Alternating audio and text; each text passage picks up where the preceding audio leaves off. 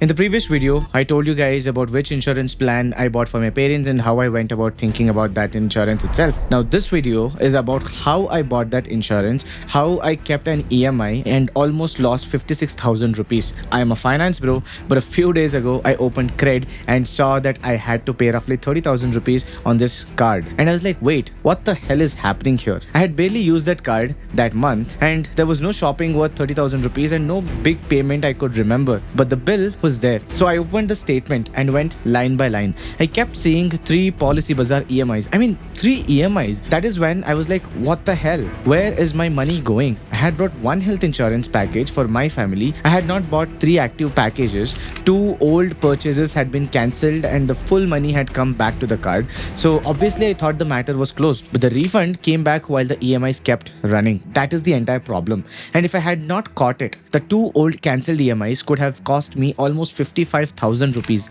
The 3.5 lakh rupees refund was not missing. The money came back. The loans did not stop. So let me show you how that happened, how I found the exact number, how ICICI fixed it, and the 5 things I will now check whenever an EMI purchase gets cancelled. I was buying Aditya Birla Active 1 Next Health Insurance through Policybazaar because the final pricing changed. The policy was issued more than once. 2 earlier purchases were cancelled and fully refunded, including one around the GST period. The third purchase is the policy that remains active today. The first old purchase was about 1.8 lakh rupees. I cancelled it because I was getting a better deal elsewhere, and then these people also told we will match the price, so you can cancel that and rebuy it again. And it became an 18-month EMI. Now the second old purchase was about 1.7 lakh rupees. So I had to cancel that again because there was a GST waiver that the government announced, and I had to cancel it, and it had become another 18-month EMI. And the final purchase, the policy I actually bought, was around 1.55 lakh rupees. Now that had its own 18-month EMI. Now put all 3 together and roughly 30,000 rupees was being billed every month, 32,000 rupees to be precise. The first purchase was cancelled and Policybazaar returned the full amount to the card. Fair enough. Because there were 3 policies inside that purchase, the refund appeared as 3 separate credits. I added those credits, saw that the total matched, and assumed the entire purchase was closed. The reason why there were 3 different credits is also because I bought a separate plan for myself, separate plan for my dad, separate plan for my mom, and that is the order of refund as well. I bought it that way because I could price my premiums better. But ICICI treated the refund money as added back to card. The separate EMI kept running. The same thing happened with the second old purchase as well. The full 1.7 lakh rupees came back from Policybazaar's end, but the EMI kept running. The third EMI was correct because that policy I had kept. So I had 2 old EMIs that should have stopped and 1 valid EMI that had to continue. But the 2 refunds together, about 3.5 lakh rupees, sat on the card and quietly paid monthly EMIs. That is why I did not notice the problem immediately. Now think about returning a phone. The shop sends the full price back to your card. You see the refund and think everything is over. But the separate EMI loan keeps billing every month. For some time, the refunded money pays itself with those bills. Now to simplify things, think about you buying a phone from Big Billion Days Day sale, let's say, and you return the phone and the shop sends you full price back to your card. You see the refund and think everything is sorted, right? But the separate EMI loan keeps billing every month. For some time, the refunded money itself pays those bills. When that balance runs out, the EMI finally appears as money you have to pay, and that is exactly what happened here. When the refund balance ran out, CRED showed me about 32,000 rupees due. The purchase had been cancelled, the money had returned, but nobody had closed the 2 old EMI loans. Once I understood that, I pulled the card statement and all 3 amortization schedules. Basically, the bank's month-by-month EMI breakup. Then I used AI to help me match them. I gave it the actual statement and the 3 schedules, then checked the numbers myself. It helped me separate the 2 old cancelled EMIs and the 1 valid EMI, and the number was worse than 32,000 rupees bill on CRED. Across the 2 old EMIs, 47,637 rupees had already been charged as interest, GST and processing fee.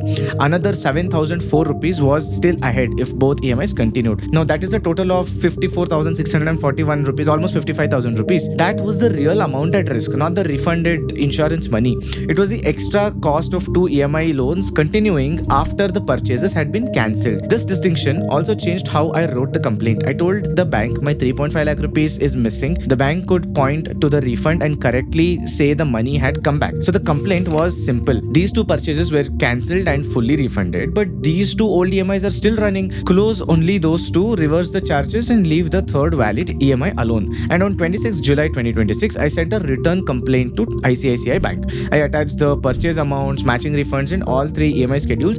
I marked the two old EMIs that had to stop and the one live EMI that had to remain untouched. Within roughly 24 hours, ICICI sent separate emails confirming both old EMIs had been cancelled. The bank reversed all the 47,600 whatever rupees that had already been charged and prevented the 7,000 remaining amount which was supposed to be charged later.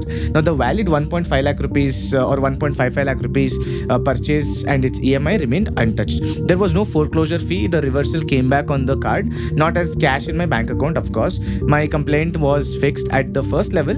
If a bank does not fix a problem like this, first send a written complaint and keep the complaint number. Now in my case, first level sorted things out because of how strict I was and I had given all the proofs as well. But if a bank does not fix a problem like this, first send them a written complaint and keep the complaint number. Then follow the bank's escalation levels. For ICICI, there are 3 levels of escalation. You can talk to the first level and then you can escalate to head of customer service quality and then you can talk to the principal nodal officer. If the bank rejects the complaint, however, and gives an answer that you're not satisfied with or does not reply within 30 days, RBI CMS is a free complaint route outside the bank. It does not guarantee recovery. It gives you a formal place to escalate after complaining to the bank. Like RBI Ombudsman is another way you can take. So now whenever an EMI purchase gets cancelled, I will check these 5 things, and please you guys also make sure to check all these 5 things because I am fairly literate when it comes to finance and I did not even notice that I could have lost 55,000 rupees. But this could happen with anyone, right? So please make a note of these 5 checks. Number 1, did the full money actually come back? And number 2, did the old EMI also get cancelled? I will not assume this from the refund. And number 3, did the bank confirm the cancellation in writing? And number 4, check the next month's statement. It should show that EMI and its charges have stopped. Number 5, if there's another valid EMI from the same company, did the bank leave that one untouched? That 5th check mattered in this case. All 3 purchases looked similar. One was valid, 2 were not. A vague complaint could have closed the wrong EMI as well. And I'm still doing one final check with ICICI and they've confirmed the cancellations and reversed the charges. Now I want to see the next statement. Make sure neither old EMI is returned. And let us talk about the phrase no cost EMI for a while here. Who would not want 18 months of no cost EMI instead of paying almost 1.8 lakh rupees upfront today? Obviously anyone would, right? And when Policybazaar offered, I just took this. But nobody mentioned about that you need to sort of talk to your bank and then get these things cancelled. It is deeply hidden within bank's terms and condition. And if we weren't strict enough, I could have gotten charged 55,000 rupees because it was not my due diligence or something like that, right? So please make sure that whenever you guys are having an EMI of sorts, like there are AI tools these days, talk to them and see if you're not able to read all the terms and conditions, just put it to AI and then see what is the relevant terms and conditions that I need to at least follow, right? So those basic sanity check or things like that we need to do. But no cost EMI does not always mean that the bank charges no interest at all. Like the bank can still charge interest while the brand that you're purchasing things from will give an upfront discount to offset it. Now there'll still be processing fees, GST on interest and all of those things might remain. So the EMI itself was not the mistake, I would say, but my mistake was assuming refund meant the EMI had closed. Also, like a friend of mine was telling how stupid I was and how smart he is, right? Like because what he does is he always gets a no cost EMI discount from the brand and then he will go to the bank and then he will sort of close this EMI prematurely and then get the discount from no cost EMI side from the brand, and here he doesn't even have an EMI running, so he probably saves some money on that. But closing an EMI can actually create fees. Interest already billed may not come back. The brand may also take back the discount depending on their offer terms. You have to compare the cash price to total payable, GST fees and the rules for closing it. In this case, I went ahead and checked if my friend's story actually held. But then there was a difference of 800 rupees if I went that route. Why would you want to do that? Like, to save 800 rupees on a transaction of 1.5 lakh rupees by going through some route like this is absolutely stupid. So the next time when somebody thinks they can be over smart and game the system, please look what will be the foreclosure fees from the bank end as well, because they are also pretty smart and they want to sort of curtail all these things. So that was the video for today, guys. Hopefully you got to learn something new about the EMI thing that happens, and this was quite an experience for me. I was really confused as to why would any bank for that matter not cancel the EMI when the refund has credited. But it is what it is. It's your money end of the day and you need to stay vigilant. This is Vikas Kulkarni signing off.